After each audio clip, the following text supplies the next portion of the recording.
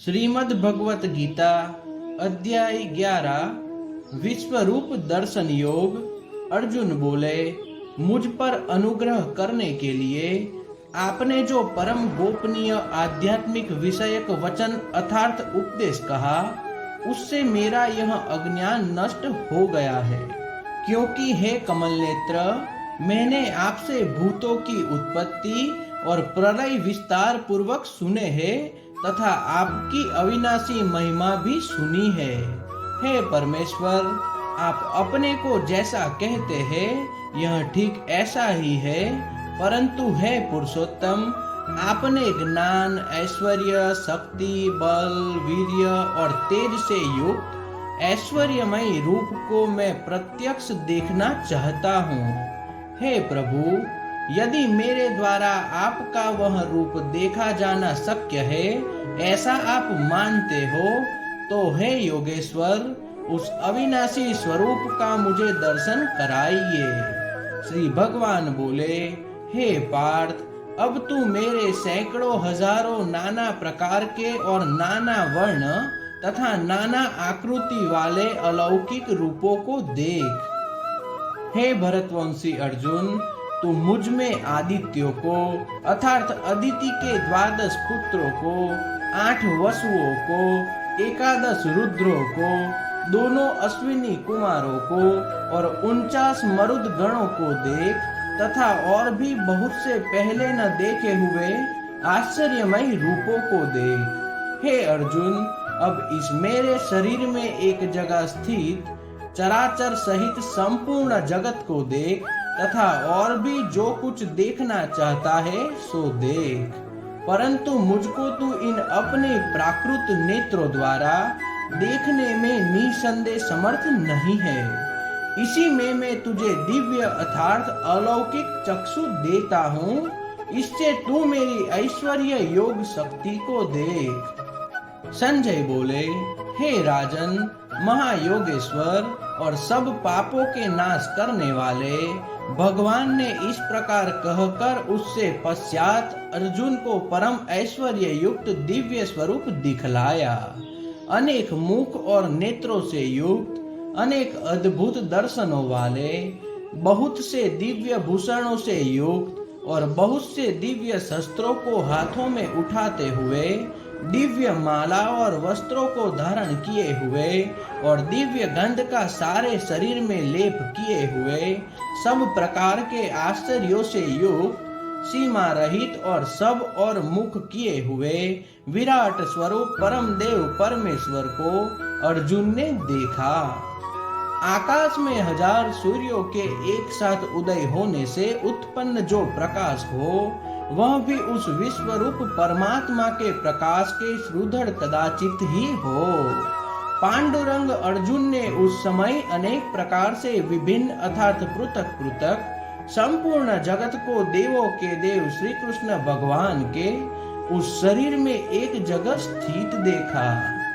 उसके अनंतर वे आश्चर्य से चकित और पुलकित शरीर अर्जुन प्रकाशमय विश्वरूप परमात्मा को श्रद्धा भक्ति सहित सिर से प्रणाम करके हाथ जोड़कर बोले, हे देव, मैं आपके शरीर में संपूर्ण देवों को तथा अनेक भूतों के समुदाय को, कमल के आसन पर विराजित ब्रह्मा को, महादेव को और संपूर्ण ऋषियों को तथा दिव्य सर्पों को देखता हूँ।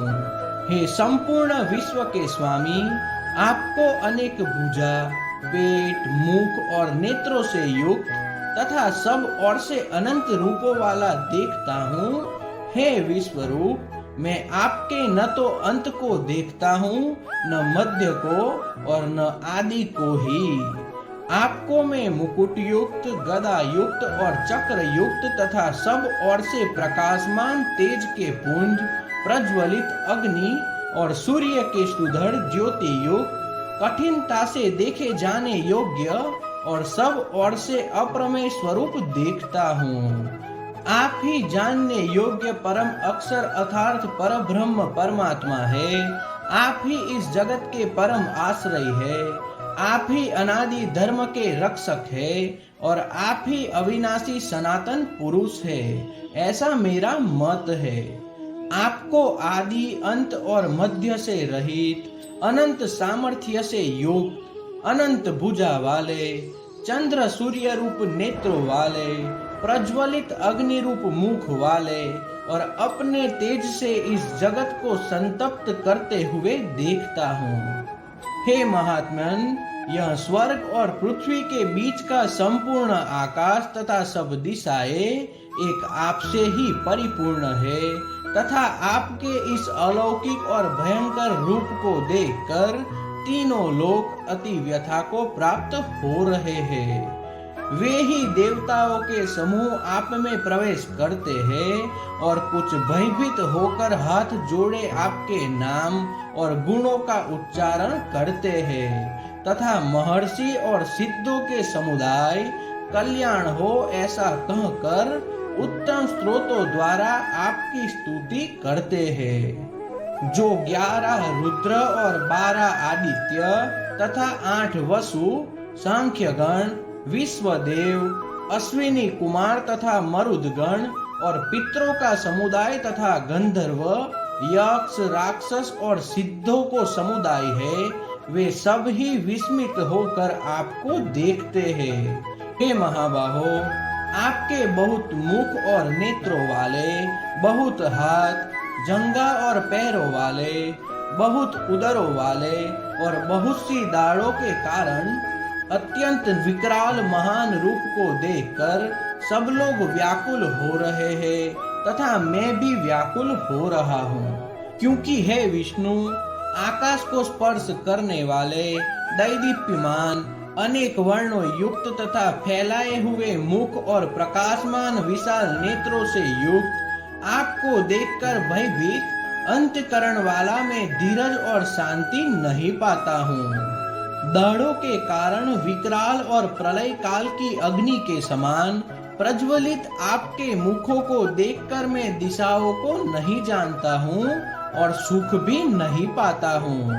इसलिए हे देवस, हे जगन निवास, आप प्रसन्न हो। वे सभी धृतराष्ट्र के पुत्र राजाओं के समुदाय सहित आप में प्रवेश कर रहे हैं और भीष्म पितामह, द्रोणाचार्य तथा कर्ण और हमारे पक्ष के भी प्रधान योद्धाओं सहित सब के सब आपके दाढ़ों के कारण विकराल भयानक मुखों में बड़े वेग से दौड़ते हुए प्रवेश कर रहे हैं और कहीं एक चूर्ण हुए सिरों सहित आपके दांतों के बीच में लगे हुए दिख रहे हैं।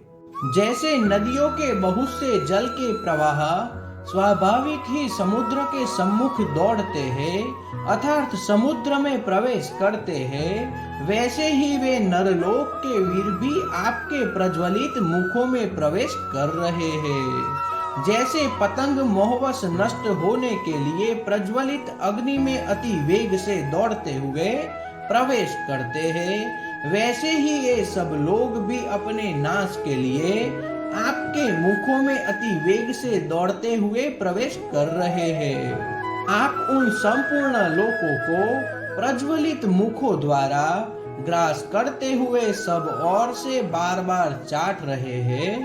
हे विष्णु, आपका उग्र प्रकाश संपूर्ण जगत को तेज के द्वारा परिपूर्ण करके तपा रहा है। मुझे बतलाइए कि आप उग्र रूप वाले कौन हैं? हे देवों में श्रेष्ठ, आपको नमस्कार हो, आप प्रसन्न होइए। हे आदि पुरुष, आपको मैं विशेष रूप से जानना चाहता हूँ क्योंकि मैं आपकी प्रवृत्ति को नहीं जानता।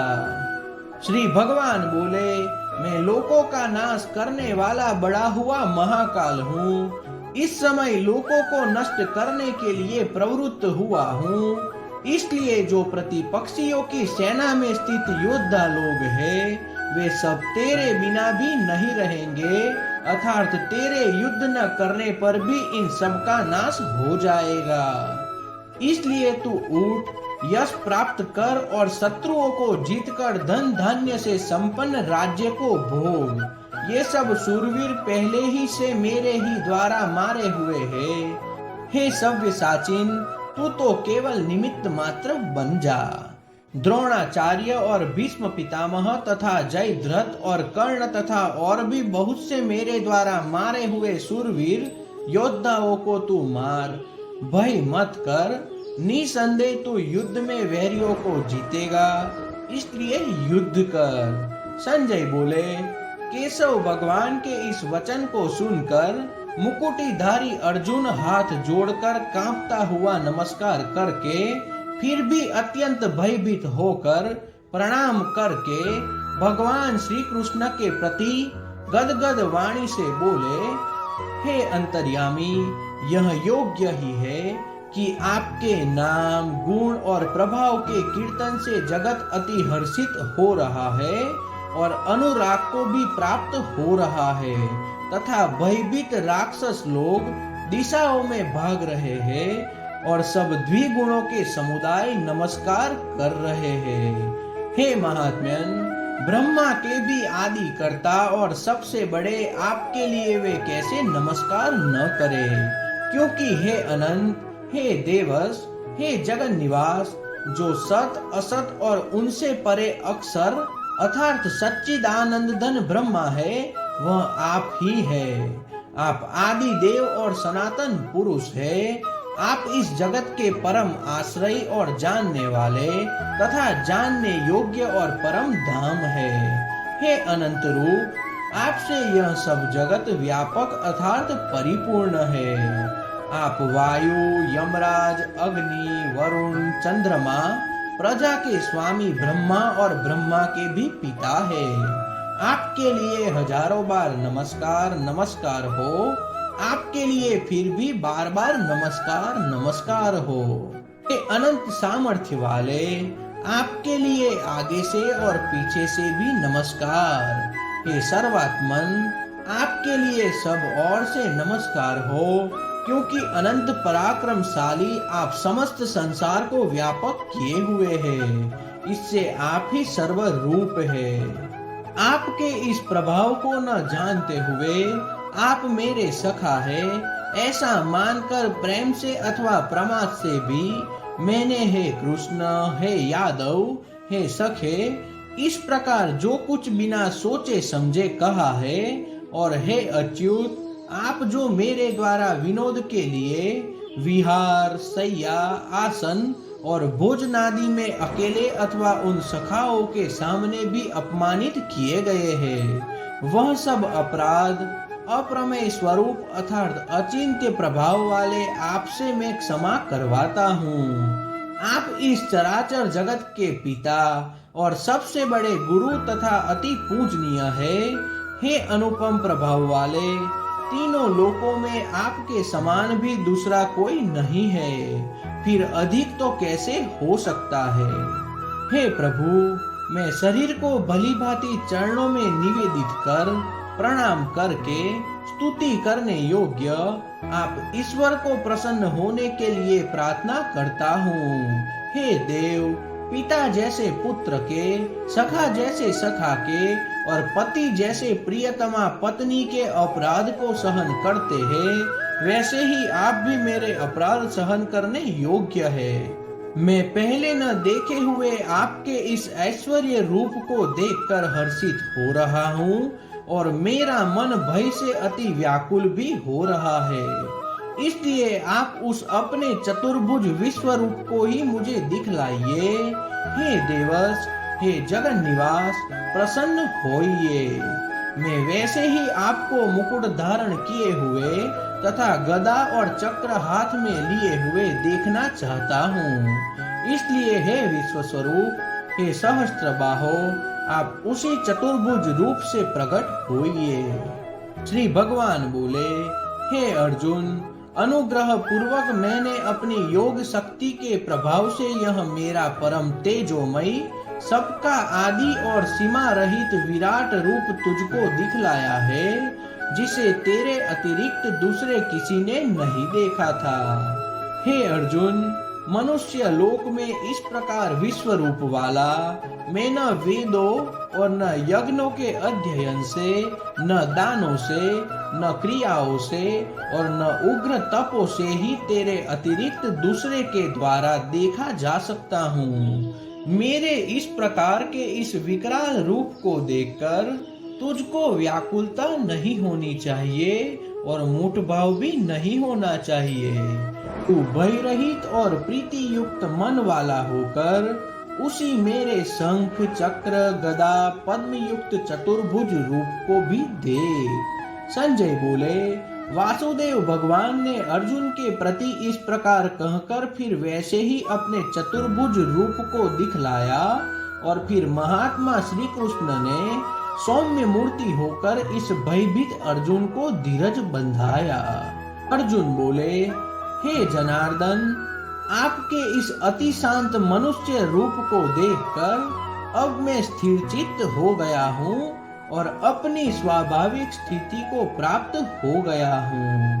श्री भगवान बोले, मेरा जो चतुर्भुज रूप तुमने देखा है यह सुदृश्य है, अर्थात इसके दर्शन बड़े ही दुर्लभ है। देवता भी सदा इस रूप के दर्शन की आकांक्षा करते रहते हैं।